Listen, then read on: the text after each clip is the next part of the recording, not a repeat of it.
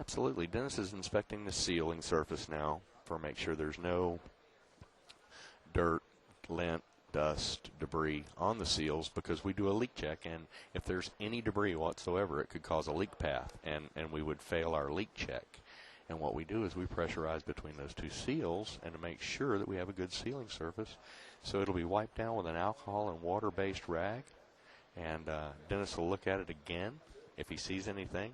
I'm pretty sure the guys have already done that, and he's just making his final inspection right now all the way around. He'll look at the hatch and the vehicle. There's seals on both. He's looking at the vehicle seal now, as you see, and he's got a rag. He's touching up little things as he sees.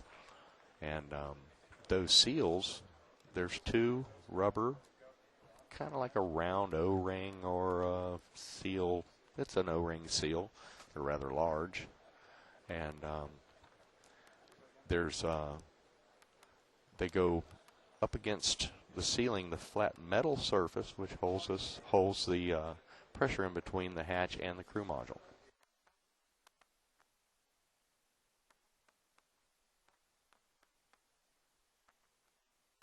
It looks like they're cleaning off part of the seal now.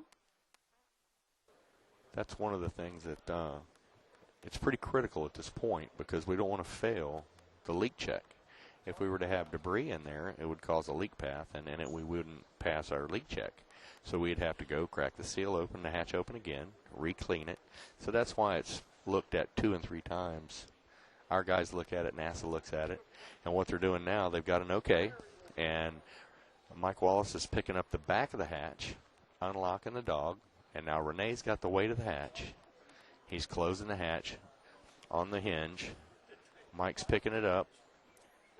It's a really tight fit there, and there's thermal protection around it, so we don't want to ding or nick the thermal protection, so they're extra careful at this point shutting the hatch.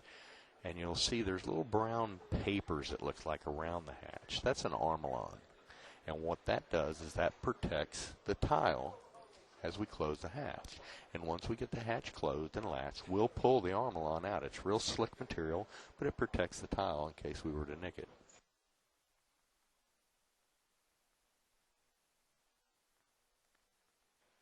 Okay, they've got the hatch now shut, and as you see, Mike's closing with the T-tool, what we call the T-tool, which is the locking tool that closes and locks the hatch. Mike's got it there in his hand, and that's the mechanical tool that is used to lock the hatch closed, kind of like the key on your door at the house. It just locks the hatch.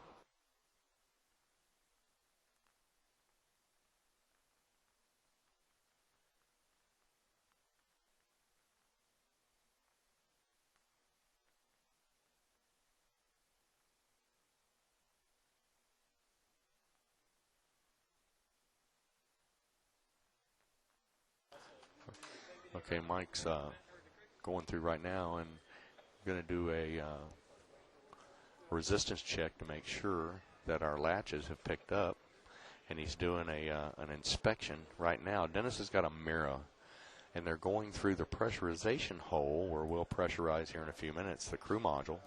Dennis is looking in with a mirror that's got a little light on it, and what he's looking for on the back side of the hatch on the locking lever, there's a little red line, and as that red line, if that red line is visible, that gives them a verification that the hatch is locked and latched at this time, and that's what Dennis is looking for, the NASA.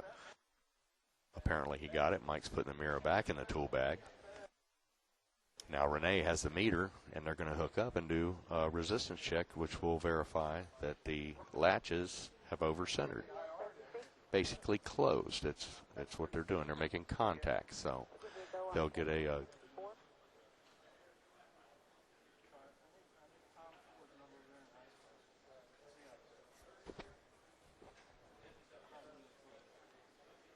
good.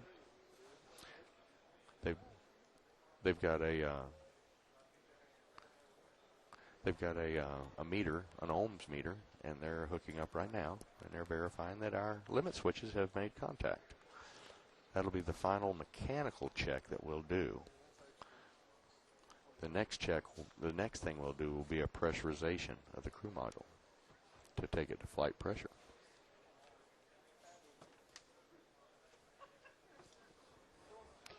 And on the last mission, you were the lead mechanic, so this was your responsibility. Is that correct? Yes, it was. The last mission in November, I was the number 4, and I think Renee was my number 5, and Travis Thompson was the OVCC back then. We've got several OVCCs, and we rotate through, just like the number 4s and the number 5s. We rotate mission to mission.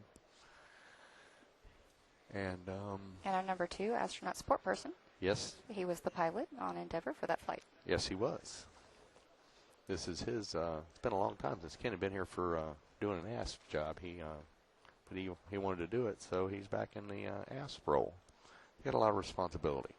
They do the final switch list and everything for the crew before they come out, and he makes sure everything's just right in the crew module for the crew to get on board. That's a big responsibility for all of the closeout crew members as they make sure our astronauts are safe and ready for launch. Yeah, we have an extensive training program that we go through, and all of our guys are very well trained, and probably right now in the White Room there's well over 100 years of experience. I know the OVCC and I hired in around the same time. We both have almost 30 years. Mike is the junior, the number 5, but Mike was in the Air Force. He's retired and got a lot of experience in aircraft. Dennis Sparks, the NASA, he's also retired. John Hazelhurst, they're the number 3. John is also retired. He worked SR-71s and U-2s. That's where he got his LES experience, which is the launch and entry suit that the astronauts wear. It's a lot like the same suits that they wore in the SR-71s and the U-2 planes.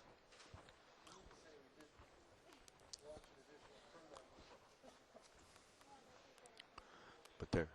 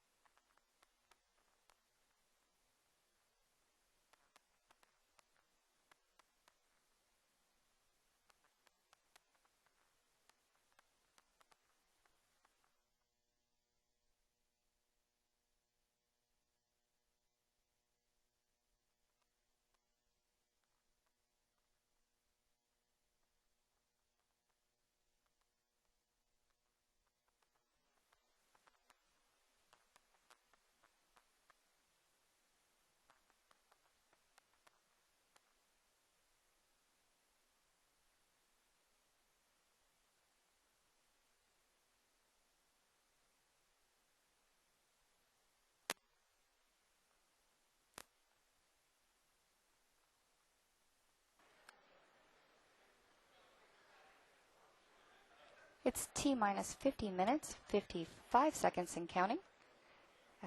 The crews are finished with hatch closure, and as they go through hatch pressurization, we will have an interview coming up with Lieutenant Colonel Pat Barrett from the 45th Weather Squadron, and then come back with Tim Seymour as they continue to close out the White Room.